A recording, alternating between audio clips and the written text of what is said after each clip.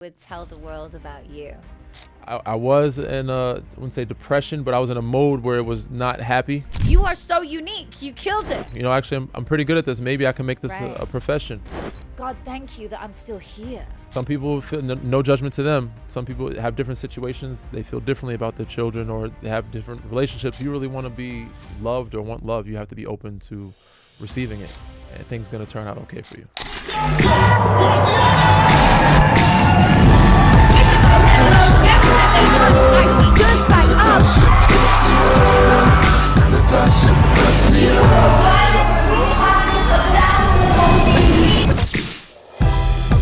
Natasha, Graziano, Natasha, Graziano, Natasha, Graziano, Natasha, Graziano, Natasha, Graziano, Natasha, Graziano, Natasha, Graziano.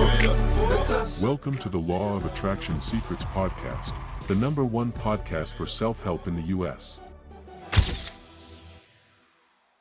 Today on the Law of Attraction Secrets podcast, we have a fire human being, somebody who is an NBA legend, from the San Antonio Spurs to the Toronto Raptors to the Lakers. We have an amazing human, someone who is an amazing father, an amazing husband, and someone I know you are going to learn so much from today. If you want to learn around faith, if you want to learn around stepping into your power, if you want to learn around being your best self, if you want to learn how to be your best in a relationship, and so much more. Welcome to the show, Danny Green. That was an unbelievable introduction. You were really good. You know, bravo. Thank but yes, you. I was fortunate enough to play for some great teams. I had a good run in the NBA, 14, 15 years. And now, so my life is analyzing the game, talking the game on the media side, and parenting and doing different, community things that I can't take credit for. A lot of my friends have got me involved in, so it's been a blessing. That's beautiful. Yeah. So thanks for having me on the show, first and foremost. Thank you. Did some research. You guys are big time, man. You know, my podcast has been going for a long time, but it's nowhere near this. So I'm excited. You know, you guys have a great fan base, a great outreach. This is dope. So Thank congratulations you. on Thank everything. you. Yeah. You're so sweet. I'm so happy to have you here and share you with our audience, because you'll be meeting millions of new people. So. Yeah. Hopefully some from the UK. I've never been to London, actually. Have you not? No. Yo, you gotta go. For a layover, but never got spent any time. So it's on the bucket list. You guys have to do that. Yeah. And congrats on your latest baby. Thank you. So beautiful. Yeah, 6 weeks. Big boy. He came out heavy, 10 pounds, 14 ounces. Good for your yeah, wife. yeah. I just applaud that. My Yeah. son was big, and I thought women can do it. Amazing what women's bodies can do. They said the first time I experienced it, I was mind blown. It's every time you never get used to it. Right. But yeah, shout out to wifey. She was unbelievable with giving. It said, and she healed, no stitches. Like, Really? yeah, vaginal, no God stitches. bless her. I know it's Snap TMI, but yeah, she was able to snap back. snap back. You know, and first time it was a little tougher. She couldn't walk first couple of days, the first baby, but this one she bounced back. He's bigger. The first one prepared her for this one. Yeah. And he's doing good. It's been an amazing journey. But you know what? That's a beautiful metaphor. You said the first one prepared her for him. Yeah, I feel like that is life. for sure. Like, the first team prepared you for the next. The next team prepared you. And now it's preparing you for your next chapter. God is good. You God said is- it, yeah. So yeah. every experience has been a blessing. Even the ones you take losses in, I feel like it's a win, and that's how I like to look at things. Glass half full. Every experience is a good one, or something that I learned from, whether something bad happened or good. So yeah, every experience has been a blessing for me. It's been great. I've been Right. at the right place at the right time. Yes. Maybe not every time, but they all have helped me for the next stage or next chapter. Is that how your career began in ball? You were in the right place at the right No, time? I Like, didn't. give me that. Yeah, so my career actually is a bit of a roller coaster. So I did 4 years in the University of North Carolina, Chapel Hill, which I was lucky enough to win a national championship.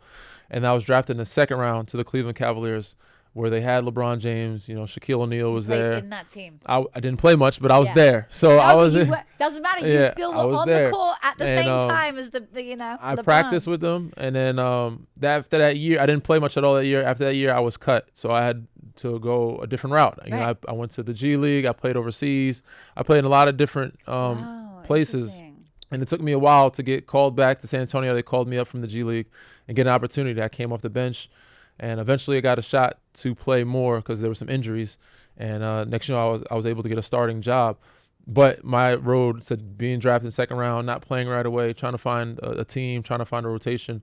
It took a little longer, but once I got there, it went pretty good. And then, I had a great stint in San Antonio, a place I call home.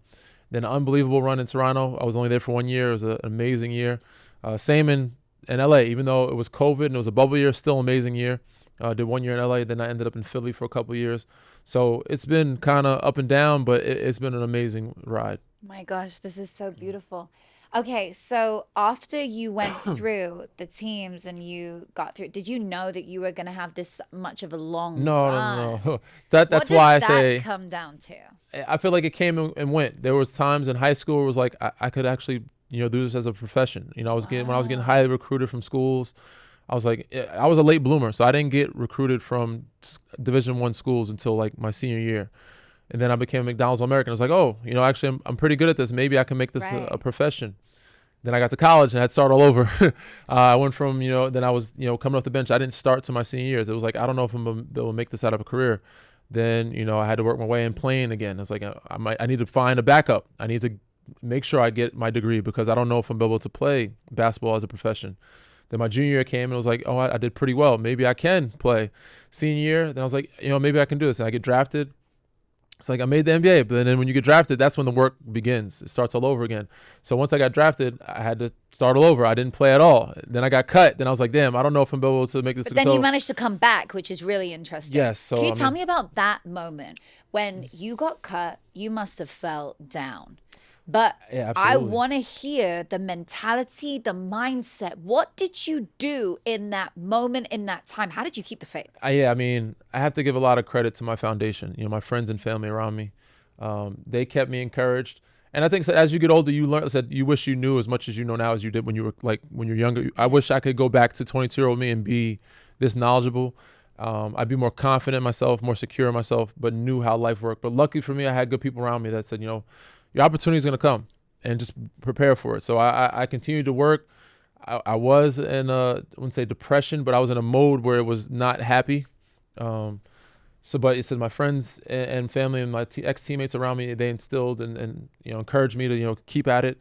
And, said eventually it did come. So that's always been once it happened for me, it was like anytime that I thought about, not saying giving up or I had a bad moment, it's like things are going to turn. You got to just keep at it, even in life, whether it's with the family, whether it's with parenting, whether it's with relationships, whether it's with sports. If you continue to put the work in, things will eventually, turn and outcome the way you want them to. That's so beautiful. I love the way that you look at it because so many people lose faith. Yeah. Just like think of the diamond story when they're hacking along trying to find the diamonds. Yeah. And they're going away at the rock and they're It's going crazy away. that you use that analogy because that is a big analogy used in San Antonio with the Spurs. Is it really? It's called pound the rock. So it's like Right. that 999th pound may not do it, but that 1000th hit might have cracked the stone to get you, the nugget, the gold nugget you're looking for. And people give up just before the diamond. Like just before they're at the diamond, they give up. And they just needed to go that extra hit. Like they just needed to put in that effort. So I say to people, it's about having the faith through the hard time. It's so easy to keep the faith in the good time. God is great. My life's amazing. Can you say God is great when it's really hard? Can you say God is great when you're going through a challenge? Can you sit and say, God, thank you that I'm still here? Yeah. That's the mentally tough people are the ones that make it. Said unfortunate, not everybody has that, and that's why another big part of my life is also trying to teach the youth. So I did basketball camps and try to instill in them. My dad instilled that in me, to give them the resources to understand, to get them to understand, because a lot of people from our areas don't make it out because they're just not mentally tough enough and they don't go through enough hardships to be able to weather the storms and take on those challenges and understand But I think we're getting, obviously people say the world's softer, but it's a smarter world and people are starting to become a little bit more mentally tough, even though we do have mental health awareness things and mental health issues. But I think it's grown for the better. For sure, I agree. What differentiates between the super successful, because we're talking about this now, we're talking about the mentality, we're talking about the people who get through this stuff. What I believe I will share it after, but what do you believe is the difference between someone who's uber successful? Because remember, you are in the elite of Yes. the people who play basketball. Yeah. There are so many thousands, hundreds of thousands of kids that play, Mm-hmm. and they're not going to ever make it to the NBA. What is the success that sets you aside? You went down and back up. Yeah. You are so unique. You killed it. That is a great question because I have this theory that I've only shared it with a few people. I feel like the successful people, I feel like they would have been successful regardless of Right. what field they chose in. And not saying anything, but most of the time, anything that they chose to go in, even athletes. If a football player wanted to try basketball, I think that he would have been somewhat successful. Vice versa, basketball, football, golf, or even if you try to, because the personalities. Now, some of them is just physical attributes, God-given talent. But I think it comes down to the details. And I think personality and character and the guys that have put in the time and were just obsessive about their work and what they did. Yep. And that's most people. I had to do things the right way. So I think people that are successful, regardless of what avenue they chose, I think they were going to be successful because of how they approach things, their mentality of doing, way of doing things and doing things the right way, using the resources and doing, all the research. So yeah, to me, that's what separated me. Not only did I have some God-given ability, but Right. the details and my characteristics of being. I had to give a lot of credit to my family. My father, he raised me. My brothers helped push me. My environment, I'm a product of my environment. Everybody around me has helped mold me to who I am today. That's so All my beautiful. teammates, my college at Carolina and Chapel Hill, all my coaches throughout those times, my high school, college coaches, professional coaches. So, I can't take credit for me, all of the credit anyway.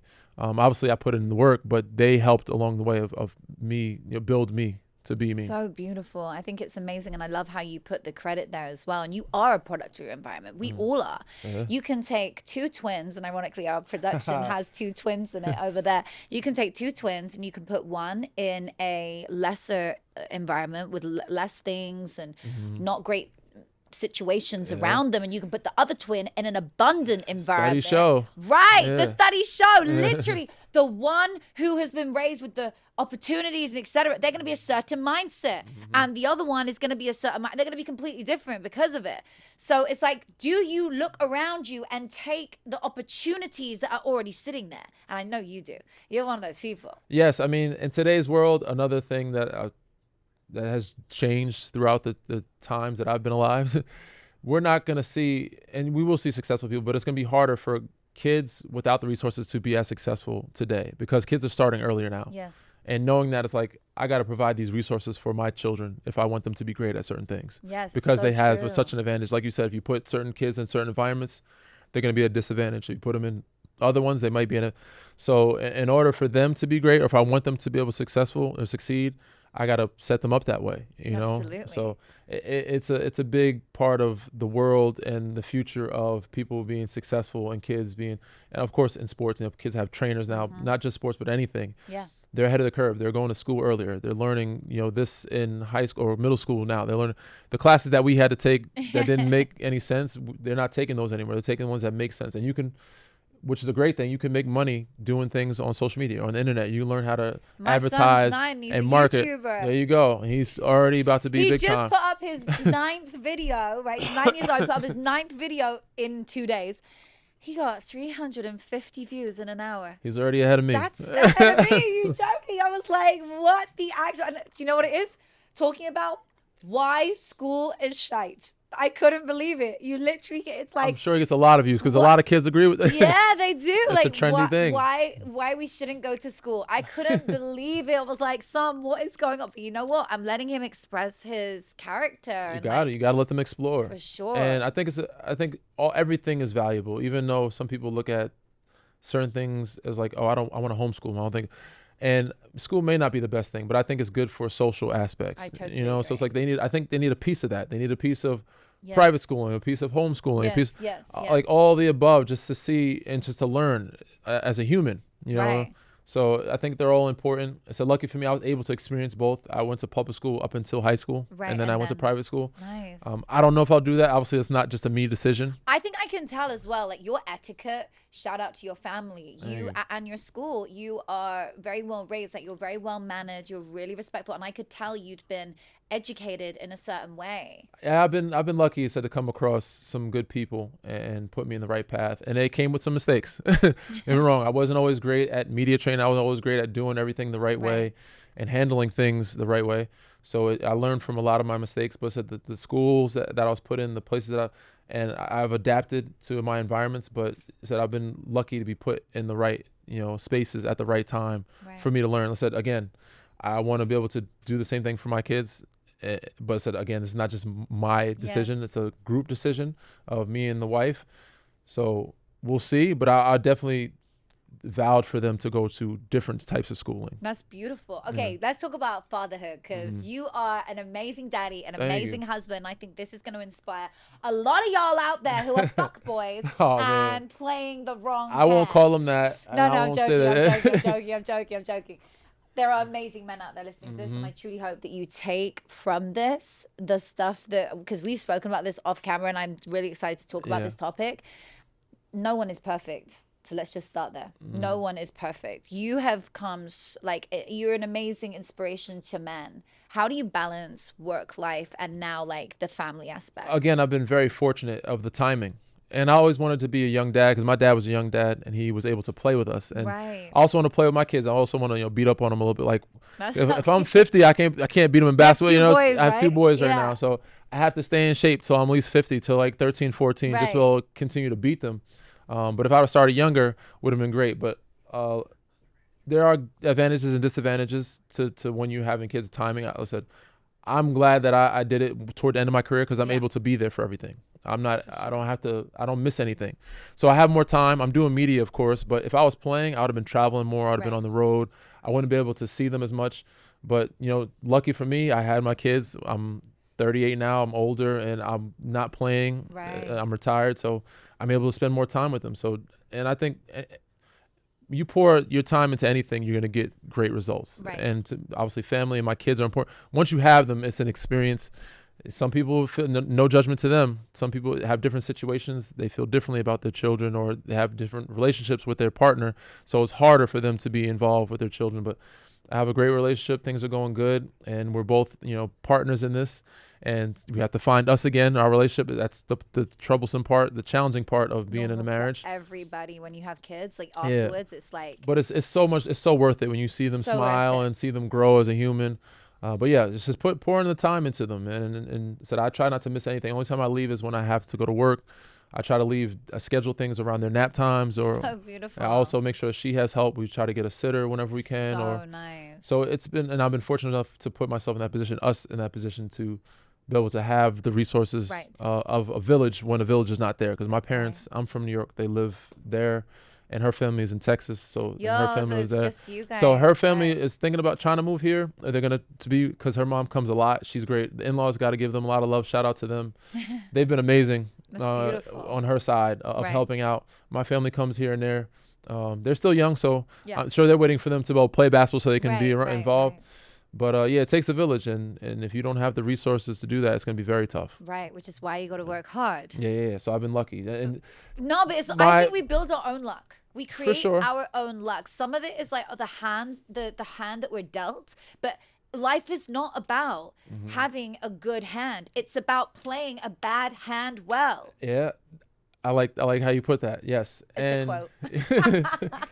Is it your quote? It's not mine. Oh, okay. But y'all will see it somewhere online. That's a great quote. But yes, I mean, everything is how you look at it, how you approach it, and I think timing. And I always thought as a young kid, I took, people say, what would you tell your younger self? I wouldn't tell my younger self anything, because I think I took everything serious because I wanted to be able to live easier later. If you work hard when you're younger, or work hard now, you'll have an easier life, and things will be easier for you, and you won't have to worry about the pressures of working for 60 years, So if I'm still working at 70, 60 years old, unless I want, because I want to do it, then something's wrong. I did something the wrong way. Well, you've done it right. And what I really love is that you are doing amazing stuff for the world and the community. Tell us what you're up to with. Yeah, I mean, I said, I can't take credit for it. I've done my camps throughout the years. We've done basketball camps all over the world, in Texas and New York. I've done some in Chapel Hill. So I do those here and there. But the biggest thing that I've been into is, with a group called Between the Lines, we go and visit. We go to prisons. We go to different areas throughout California. Hopefully it'll spread further than California. But we visit prisons. We go to these inmates. We try to educate them, share their story. They bring in cameras and videos and microphones. They have like a podcast type setup where they do some interviews with some of them. But I go and I hoop. I go play with them. I'm not as good shape as I used to be, but they're pretty good. They get physical. We play basketball. We listen to music.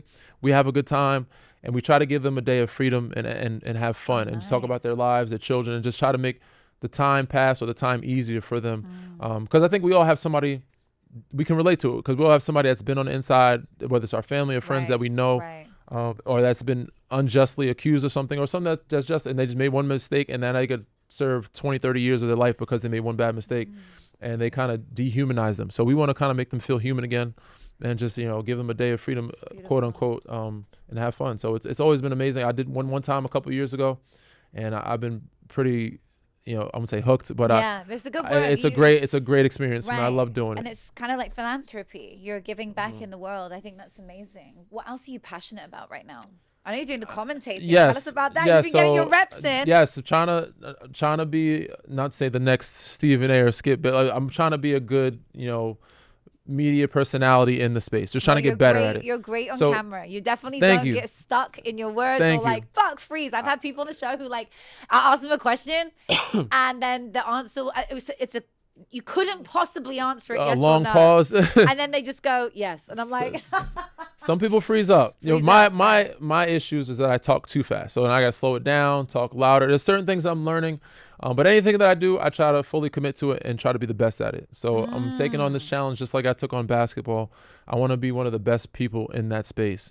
Obviously, there's other projects that I have on the works that I want to do. I can't speak on them just yet, but trying to be the best media personality at hand, doing stuff in the community, and who knows what the game of basketball or the sports world will bring me. I always say never to coaching, but it may happen. Who knows? But right now, just on the behind the cameras and on camera scenes of the sports and analyzing the game. That's amazing. I love it. Okay, I want to go into relationship, because I think this is something we've spoken about, parenting, but relationship is a whole separate thing. For sure.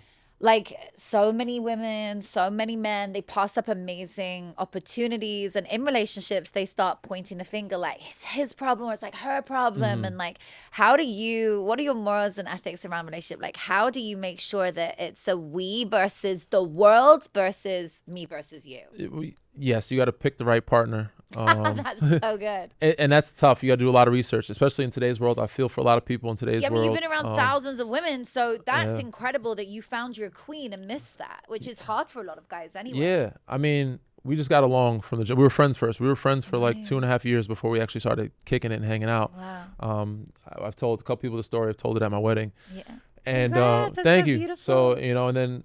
We actually started hanging out, and I started to realize, we had the same values, same morals, and we liked a lot of the same things. So it just made it easy. Obviously, you never know how people are going to be once they have kids, once you get married. Things could happen. People grow differently. But I think the common denominator is the respect and the communication. Where did you first meet?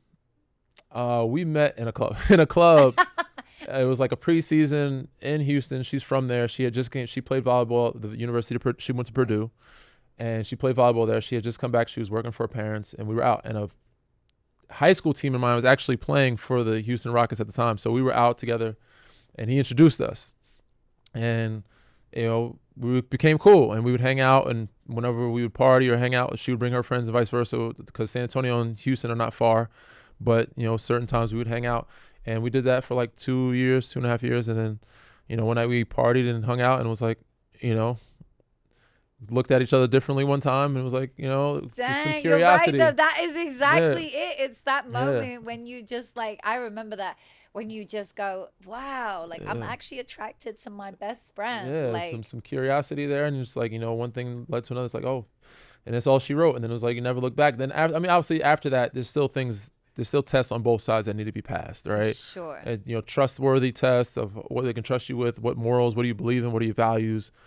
Before you have kids, you should talk about. Not everybody talks about these things beforehand. You don't know how they're going to parent. You don't know whether they believe in disciplining your children. You don't know whether they believe in anything. So we had a lot of those conversations. As I said, it's a lot of due diligence, a lot of research, and finding the partner that makes sense for you. But ultimately, you can figure a lot of things out if you communicate and compromise. You know, you always can find a middle ground somewhere. Wow, that's so beautiful. Mm. You just made me think.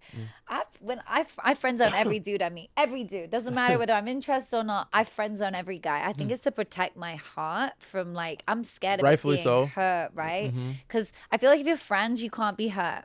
And then, like, you're gonna vibe, and if they really want you, then they'll have to take it like you did with your wife. Like, you take it Mm-hmm. out the friend zone, then you start to court her, and like let her feel like For sure. she's the one. Every relationship, even friendships, all relationships, and in every relationship, you said you can still get hurt in a friendship because they can break your trust. So it's really about, you know, who has earned your trust to put yourself out there, or to put your, you know, in their hands, to put that in. So how are they going to treat that trust? And that takes time to build, and obviously it can be broken within seconds, but it takes a long time to build. Once they earn your trust, then you can feel, you know, put yourself out there, or allow them into your bubble, your circle. We all have our weirdness, our strange things that we do, and you allow them to see or, you know, experience those things, and then you let them in little by little. But, you know, the people that I wouldn't say are unsuccessful or successful in it, they just put themselves out there more. You know, they're okay with, and you have to be open to it. If you really want to be loved or want love, you have to be open to receiving it and open to, you know, giving yourself to somebody. So, you know, some people get hurt and they're like, oh, I'm never being in love again. It's like, no, it's not that. There's no life without love. You need love around you, whether it's friends, family, or a obviously nobody wants to be alone or die alone. So you want a significant other, but you have to put yourself out there. You have to be open to it. And each relationship, you learn your lessons, and you build up more of a wall and make yourself tougher, but you're able to take on more hits. So it's okay to put yourself out there, because you're seasoned now. And the hurt won't hurt as much as it did in the past. Right. How does a woman, moving in my leather. How does a man, from a male perspective, a woman who is going out and dating, and she's like into her guy, like, or maybe she's not sure if she's like into the people yet, she's like deciding who she's into, how does she take it to that place with him? Like, do you get it? Like, how does she switch it? Maybe they're friends and she's not gonna be, or how does she let him know, like, you know, that there's always, and I said again, there's verbal and nonverbal communication. There's, you know, people read different love languages, people read body languages. All that can change, and it can show interest. You show interest by doing small things or giving hints and clues. If he's not picking up the hints, you might have to give stronger hints and clues. But you just got to say, again, you got to put yourself out there, put yourself in the space to, like, allow yourself to be open with somebody, whether it's more dates or food or different types of dates. Instead of lunch, or we'll do dinner, or we'll do movies, you know, we'll hang out. Can we hang out in a secluded area and not think about, can you not be physical, or, you know, things of that nature. Do you think as a man, if a woman puts out on the first night, she's not the wife? Or do you think there's like, because I never know with this. I'm like, I listen to different guys and they're like, oh yeah, if she fucks on the first night, then she's the hoe. But then this other guy's like, oh, I married the bitch. I'm like, huh? I mean, it's different stroke for different folks, right? I don't judge anybody based on how it is. Obviously, I think it's different when you're older, we're grown, age takes a precedent. Now, if you're young and you're doing that fast, I think that's different. But if you're older and you know what you want and you've been talking for some while, it all depends on a lot of different things. But I don't judge it. I think you can still have a sound relationship regardless of how soon the interaction is taking place. Yeah.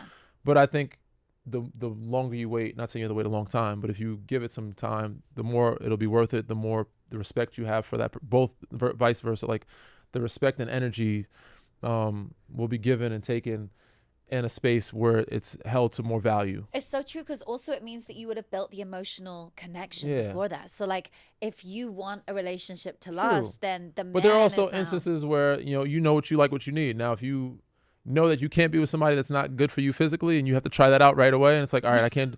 Wow. That's you. You know, some people, we're grown, so it's like, all right, we get along in this space. Now, do we get along in that space? Right. And I need to know. Right. Now, it doesn't have to be the first date. Now, you could wait. It's like, all right, second or third date, cool. It's like, and if you click in that space, cool. Maybe we can continue doing this. Now, if you don't, it's like, all right, maybe we should continue to be friends. So, relationships are tricky. And said, I don't envy the people that are single today. Like, it's a different world, the dating world. I just only hear about it.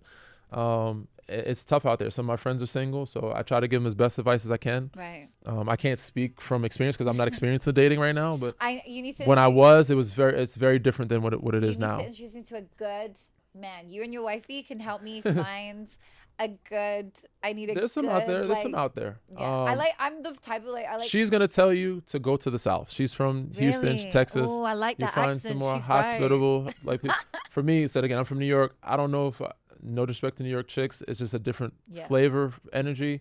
I don't know if I can handle that energy.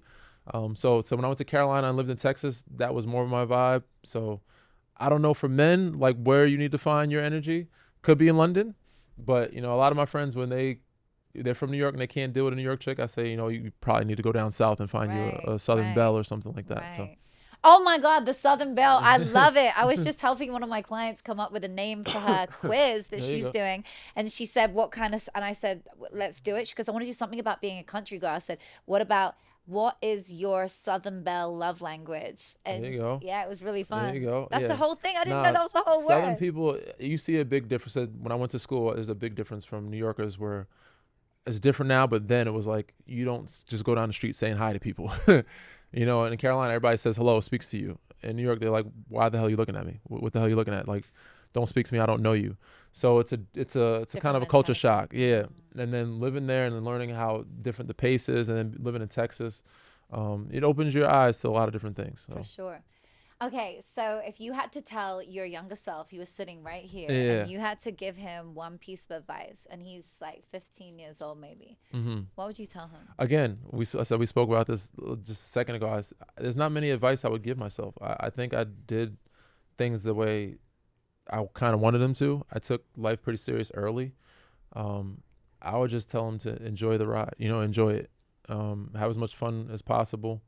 And embrace every emotion, embrace every experience, and things going to turn out okay for you. That is so beautiful. And if you could be sat on this bench, we ask everyone on the show, if you could be sat on this bench with someone alive or dead where you could learn something from them and have a conversation, who would that person There's so many be? people. There's a long list of people.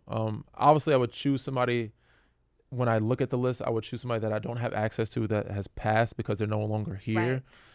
But if I had to choose like anybody in the world, like especially as living, is probably be like Barack Obama, like very or Jay-Z, like those type of guy. But I feel like there's still time for me to have access to have a sit down conversation with them. Now there's people that have passed that that I will never get a chance to talk to, that has done in some crazy spaces of what they experienced, what they've done.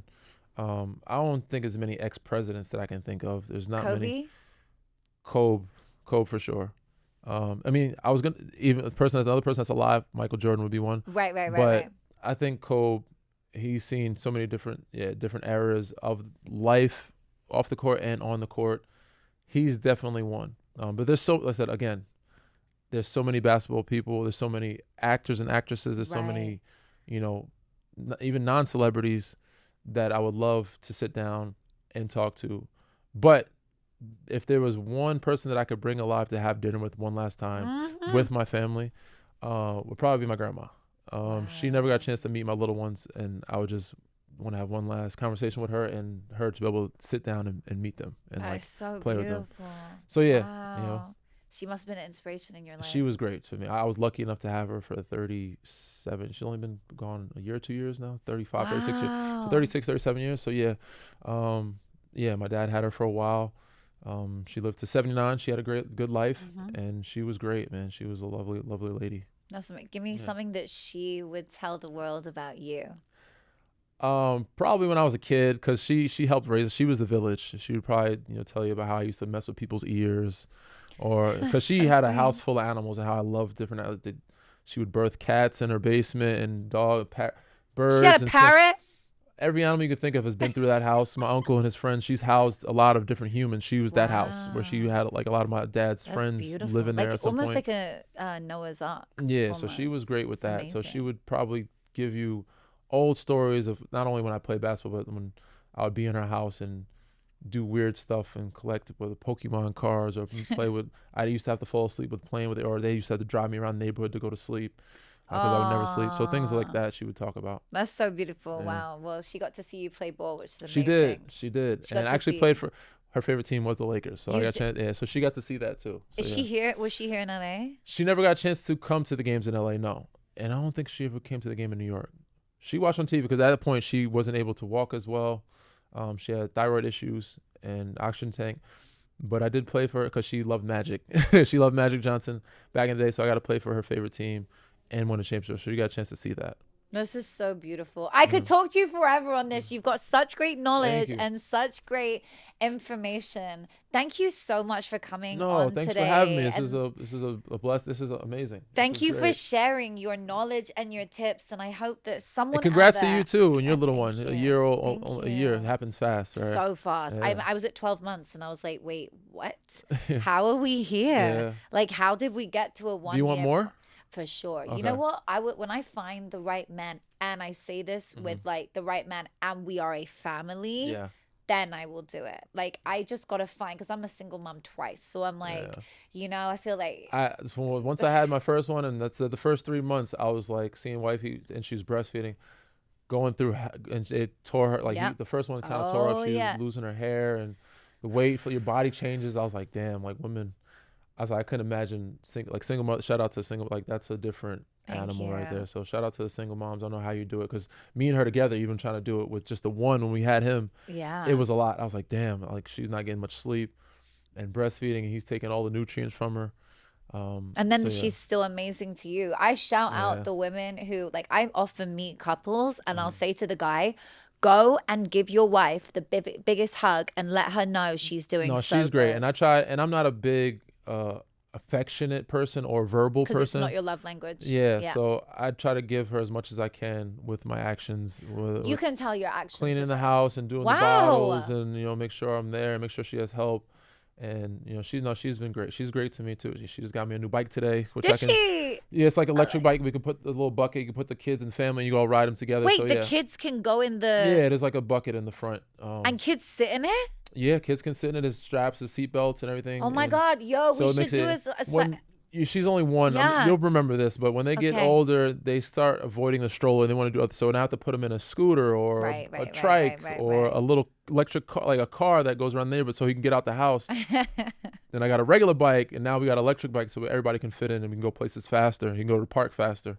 Yo, that is so fun. I yeah. do bike rides with my homie Amarian. He's like, we just like. That's another way to stay in shape. So I'm like, I need to stay in Yes. shape. I need to work out because you can't find time. Women don't have time to find to shower. Like hey, when you're in it, it's like we Trust gotta me, take care of you need someone to come. I'm like, You take care of the kid. You forget Yeah. to take care of yourself. So I gotta Right, work out. So it's like, how do I right. work out and keep him with me? It's all right. I'm gonna get a bike so I can put him on there. yes. Take him places. I'm with gonna me. go So- look at that bike because I'm telling you, I do these bike rides almost every weekend with my buddy, and like we should take the kids because that would be get you a so- bike, get you a little seat in the back, and then it gives you a little Yes. extra. I you know. cycle in the ocean along the There you go. PCH. It's There you go. so nice. I like it. I love exercise for me is like so important. Like You need it. moving It keeps, your it body. keeps your mental health Do you still well train as much as you too. did? I play once a week. Not train as much as I did. No. Okay, that was every day. Yeah, that was a lot. That was. Now that I've stopped, I realized that's a lot of training. But you're a professional athlete, you're supposed to. So I do. Hopefully, get back in rhythm. This new baby's only 6 weeks, so now getting back in rhythm, lifting again. But for my mental health, I have to run or work out, either run on the beach. I'm not too far from the sand dunes in Manhattan Beach, Beautiful. and I do play once a week, which helps with my cardio. And because there was a time where I did gain a good amount of weight right after I retired. There's no and way. I looked in the mirror, I was like, "What the hell just happened?" And I told wife, I'm like, "Why didn't you say anything?" She's like, "I thought you looked fine." I'm like, "I look crazy." I was like, "What happened? The dad bod is coming." I was like, "No, I can't. I've only been a dad for a couple of years. I can't have a dad bod, this soon." You know what? The biggest thing I see with athletes after is the weight because they don't realize like how much it kept your weight down with the diet. We were and able the to eat training. everything we wanted, Right, and right. now it's like now I gotta pick and choose when I want to, in moderation. My desserts, my pancakes, So my diet has changed and my habits have changed because you just don't have enough time to work out every day the way you want to. No, I know. I can imagine. Well, I'm so happy that you are keeping your mental health in check. That's so important. Same. And you are like taking care of you. This has been so inspiring. You are Thank an you. amazing guest. We'll Thank for you. sure have you again, or maybe I'll come on your show. Yes. Tell us Inside about the- your show. Inside Yes. the Green Room with Danny Green. That's my podcast. We're gonna put a link to it below. It's so year people can 7. come. We just passed it, and I think Congrats. July would have That's been made it year 7. amazing. So 7 years inside the Green Room with Danny Green. My co-host Harrison Sanford, I have to give him a lot of love because he's the one that helped start it. But it's been going good, and hopefully we'll get a chance to get you on the pod. I would love to come on. That'd be amazing. So you guys, the link is below.